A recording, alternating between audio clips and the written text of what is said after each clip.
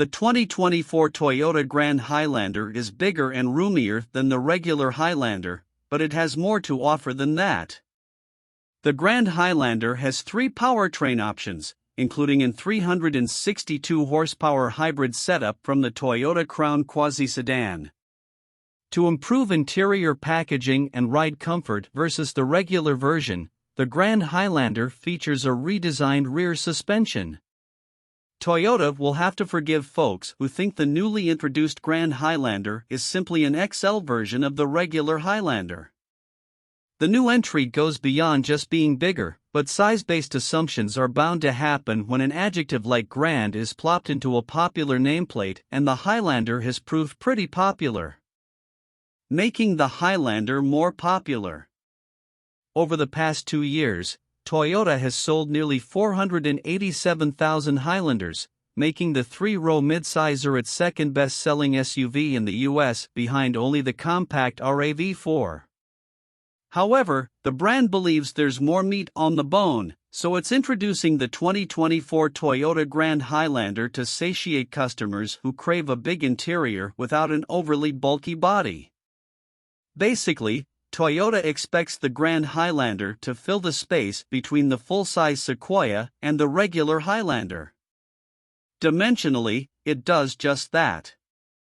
At 201.4 inches front to back, the Grand Highlander is 6.5 inches longer than its smaller sibling and roughly 7 inches shorter than the Sequoia. The Grand also stands 2 inches taller and spans 2.3 inches wider than the regular Highlander. With about 116 inches between its axles, the bigger Highlander's wheelbase is approximately 4 inches longer than its counterpart.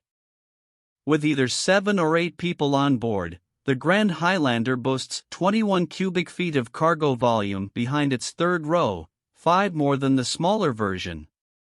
Stowing the seats in the back 2 rows opens up 98 cubes of storage space, which is 14 more than the regular Highlander. Grand gets more than a bigger body. The Grand Highlander is built on the same TNGA platform that underpins the regular Highlander. Of course, Toyota did more than just stretch its proportions. We're told the Grand's structure is more rigid overall due to extra spot welds and additional adhesives, which are also expected to help reduce noise, vibration, and harshness levels. Along with improved NVH, the Grand Highlander's interior packaging and ride comfort are said to benefit from a redesigned rear suspension.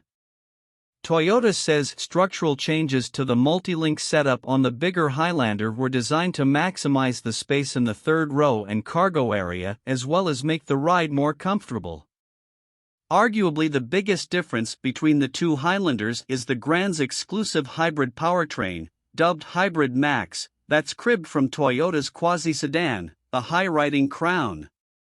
While it's retuned for use in the Grand Highlander, namely to support its 5,000-pound max towing capacity, the hybrid setup is otherwise said to be similar. Toyota hasn't released many technical specs about the Grand Highlander's Hybrid Max powertrain, except that it makes 362 horsepower and 400 pound-feet of torque. Still, the SUV should continue to pair a turbocharged 2.4-liter four-cylinder with 2 electric motors. One of them exclusively powers the rear axle, resulting in all-wheel drive, and the other goes between the gas engine and 6-speed automatic transmission. Multiple powertrains and mature looks.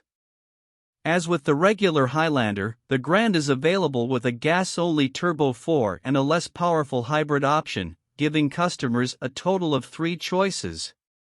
Toyota hasn't released outputs for either powertrain, but we're told both are essentially the same, besides the obligatory tuning changes, of course.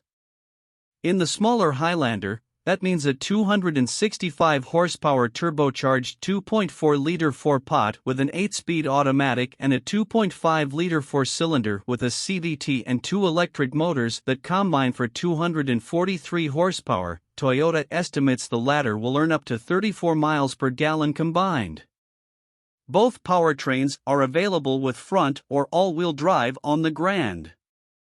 While the regular Highlander has a rather distinctive look with prominent side surfacing, we think the Grand appears more mature.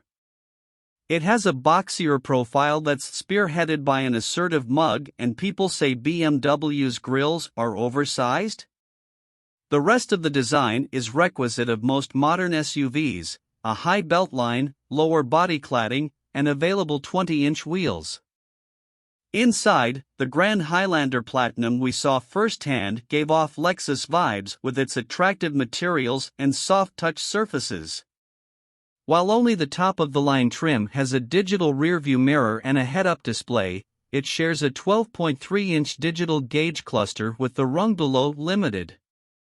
Both trims also have standard leather-trimmed upholstery, a heated steering wheel, heated and ventilated front seats, and heated rear seats.